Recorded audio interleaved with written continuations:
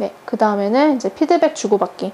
피드백이라는 거는 참 저도 이제 이 회사 들어오고 나서 여러 가지 많은 피드백들을 이제 받았는데 정말 어려운 것 같아요. 항상 받을 때마다 너무 힘들고 정말 감정적으로 변하게 되고, 그러니까 사람은 누구나 다 개인적인 성장을 위해서 맹점 부분에 대한 피드백이 필요하대요.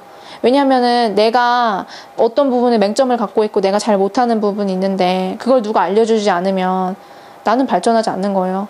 만약에 내가 진짜 어떤 걸 못하는데 그냥 만약에 형식적으로 신뢰가 없는 조직이라고 한다면 내가 못하는 것도 그냥 잘한다고 하겠죠. 왜냐면 그 사람하고 갈등을 내가 유발해봤자 나만 또 힘들어지고 괜히 짜증만 날 테니까 갈등을 그냥 피해버리기 위해서 그냥 그 사람이 못해도 못한다는 말 안 하고 잘한다고 하고 맹점이 있어도 그냥 그러려니 하고 넘어가는 경우가 많아요. 하지만 여기서 말하는 그 성공하는 리더 8번째 습관을 지키는 그런 리더들은 내가 이 사람의 잠재성을 개발을 시켜주고 이 사람이 뭘 잘하는지 항상 보면서 이제 이끌어줄 수 있고 이끌어주는 그런 트림탭 역할을 하는 게 리더라고 하거든요. 그럼 그 사람 역할이 뭐겠어요? 당연히 이 사람이 어떤 맹점이 있다면 그 사람의 성장을 위해서 당신은 지금 정말 훌륭한 사람인데 이러이러한 부분에서 맹점을 갖고 있습니다. 참 그게 안타깝습니다. 이것들을 고치면 더 훌륭한 사람이 될 수 있을 것 같습니다 하면서 이끌어주는 게 중요한 거거든요. 그래서 이걸 얘기하는 게 쉬운 게 아니에요. 그러니까 그 사람 입장에서 생각해보면은 싫은 소리 하는 거 좋아하는 사람이 어디 있겠어요. 너 이거 왜 못하냐, 이런 거 너 고쳐야 된다라고 말하는 거 솔직히 누가 쉽게 말할 수 있겠어요. 하지만 진정한 리더들은 그런 것들 얘기해줘야 된다고 해요. 그래서 공식적인 권위를 가진 사람은 피드백을 주는 것을 당연시해야 하고, 그리고 받을 때는 아무리 마음이 상했더라도 받았다는 것을 분명히 말을 하고 고마움을 표시를 해야 된다라고 이제 이야기를 해요. 그래서 저 같은 경우도 참 이 부분을 읽으면서 많은 것들을 느꼈는데, 저 같은 경우는 감사하다는 그런 말을 못했던 것 같아요. 그 당시에는 너무 감정이 상하고 막 기분 나쁘고 했던 그 마음이 너무 커서 감사하게 잘 받았다라는 말을까지 잘 못했던 것 같아요. 그래서 이제 이런 것들을 많이 고치려고 노력을 하는데, 그 리더 입장에서도 내가 이 사람의 발전을 위해서 나는 이건 내 역할이고 내 임무다라는 걸 생각을 하고 뭐 죄의식이나 이런 거 느낄 필요 전혀 없는 거죠. 왜냐면 고마운 지금 일을 하고 있는 거기 때문에. 그래서 받는 사람 역할이 되게 중요한 것 같아요. 받는 사람이 정말 이거는 나의 정말 성장을 위한 것이고 내가 보지 못했던 나의 허점을 보게 해준 그거에 대해서 감사해야 되는 것 같아요. 그래서 이 피드백을 주고받는다라는 거, 저는 이 부분이 굉장히 많이 와닿았던 것 같아요. 그 다음 용서하기. 용서하기는 뭐냐면 이건 간디가 한 말이에요. 저 문장은 화는 산과 같아서, 그러니까 염산할 때 그 산과 같아서 퍼붓는 대상보다는 그것이 담긴 그릇에 더 큰 피해를 줄 수가 있다. 이 말도 참 많이 와닿았던 것 같아요. 내가 막 화가 나요. 그럼 나는 그냥 내 화 막 분출하면 끝이에요. 하지만 그걸 듣는 사람, 그걸 받는 사람은 자기는 아무 잘못한 것도 없는데 그냥 그 화를 받은 거예요. 그 감정을 받은 거예요. 그럼 그 사람이 얼마나 힘들겠어요. 막 눈치 보게 되잖아. 저 사람 왜 이렇게 표정이 왜 저럴까? 내가 뭐 잘못했나? 괜히 미안하게 되고 죄책감 느끼게 되잖아요. 근데 그 화를 받는 사람은 전혀 잘못한 게 없는데. 그래서 이걸 생각을 해보면은 그 받는 사람이 무슨 죄가 있겠어요. 그러니까 이거는 결국 화를 내는 사람이 잘못하는 거거든요.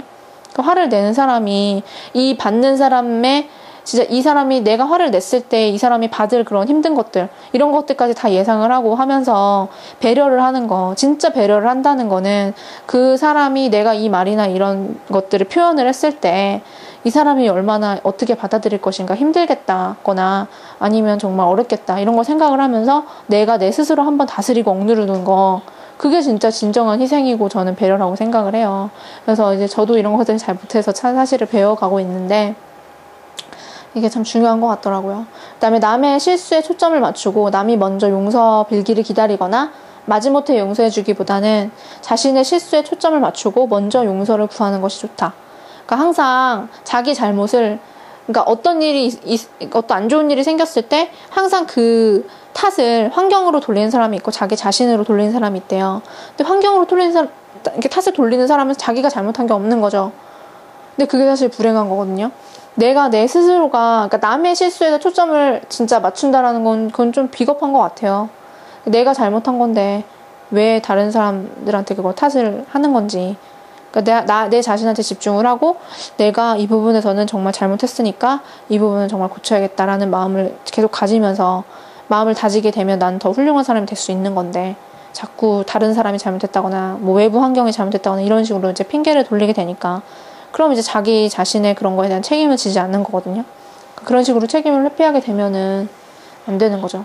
그래서 이제 용서를, 진정으로 용서를 한다는 거는 그 사람이 정말 실수를 하고 화를 냈고 했다고 할지라도 정말 막 하나하나 막 뜯어가지고 너가 이거 잘못했고 저거 잘못했고 하지 않았냐 이렇게 뜯어낸다는 게 용서한다는 게 아니라 정말 아무 말도 없이 그냥 넘어가 주는 거, 못 본 척하고 넘어가 주는 거, 그렇게 하는 게 진짜 용서하는 거라고 책에서는 표현을 했어요. 그래서 그리고 신뢰하라, 그리고 사랑하라. 이제 이거는 뭐냐면은 이 부분도 참 많이 와닿았는데, 신뢰를 한다는 거는 동사래요. 동사라는 거는 정말 내가 행동을 함으로써 신뢰를 할 수 있게 된다는 거예요. 그러니까 내가 이 사람을 신뢰를 하기 때문에 어떤 행동을 한다가 아니라 내가 어떤 신뢰하는 행동을 하기 때문에 신뢰라는 감정이 생긴다는 거예요. 사랑도 마찬가지로 정말 내가 그 사람을 사랑하는 행동을 하기 때문에, 예를 들어서 그 사람을 너무 사랑하기 때문에 내가 이해하려고 노력하고 더 많이 들어보려고 하고 그 사람을 더 포용해 주려고 하고 그런 행동을 하다 보면 그 사람에 대한 사랑의 감정이 생긴다는 거예요. 근데 이제 그게 아니라 그거 반대로 생각하는 사람들은 우리는 이제 오래 사귀었기 때문에 더 이상 사랑하는 감정이 없습니다. 우리는 이제 결혼해서 벌써 뭐 얼마만큼 기간이 지났기 때문에 우리는 더 이상 그런 감정이 느껴지지 않아요. 라는 거는 그 반대로 생각하는 케이스인 거거든요. 사실은 내가 정말로 내가 사랑해야지 하고 노력하면 정말 사랑할 수 있는 거라고 표현을 해요. 사랑한다, 신뢰를 한다, 이거 다 동사라고 하거든요. 명사도 될 수 있지만. 그래서 다른 사람들이 자신의 가치와 잠재 능력을 스스로 볼 수 있게 깨우쳐 줄 때 신뢰는 동사가 된다. 동사가 된대요. 그리고 사랑도 역시 동사이다. 그것은 행동이다. 감정으로서의 사랑은 동사 사랑의 결과이다. 그러니까 내가 이 사람이 너무 좋아서 막 가슴이 떨리고 행복하고 하는 그런 감정들은 내가 어떤 행동을 했을 때 그 사람을 내가 너무 좋아하기 때문에 더 이해를 하려고 노력을 했다거나 더 들어주려고 노력을 했다거나 그런 행동을 했을 때 결과로 나온 게 그런 감정이라는 거예요. 그러니까 뭐 행복하게 내가 내 가정을 잘 꾸리고 난 잘 살 거고 우리 가족들을 난 정말 사랑한다. 그럼 내가 마음만 먹으면 그렇게 할 수 있는 거예요. 그 사람이 아무리 나한테 어떤 잘못을 했고 아무리 우리가 오랫동안 지나서 뭐 갱년기가 지나고 뭐가 지나고 해가지고 뭐 막 권태기가 왔다 이렇게 한다고 해도 내가 노력만 하면 사랑하는 감정이라는 거는 행동의 결과이기 때문에 생겨날 수 있다는 거예요. 그래서 정말 그냥 성공하지 위대하지 못하는 사람들은 그냥 그 감정에만 이끌려서 순간순간 좋은 그런 감정에만 이끌려서 그냥 사는 거, 그걸 사랑이라고 생각하고 산다고 해요. 근데 사실은 그게 아니라는 거죠. 그래서 이 부분을 읽으면서도 참 많이 느낀 것 같아요. 그다음 내면의 소리를 섞는 거, 제3의 대안을 찾아서. 이제 이거는 무슨 말이냐면은 내면 소리를 섞는다는 거는 내 내면의 소리랑 다른 사람들의 내면의 소리를 같이 이렇게 조화를 시킨다라는 거거든요. 그래서 제3의 대안을 찾는다는 거는 제한된 어떤 방법보다 훌륭하며 창조적 노력의 산물이다. 그것은 두 사람 이상이 솔직하고 상대의 말을 경청하며 더 좋은 방법을 찾으려고 할 때 나타난다.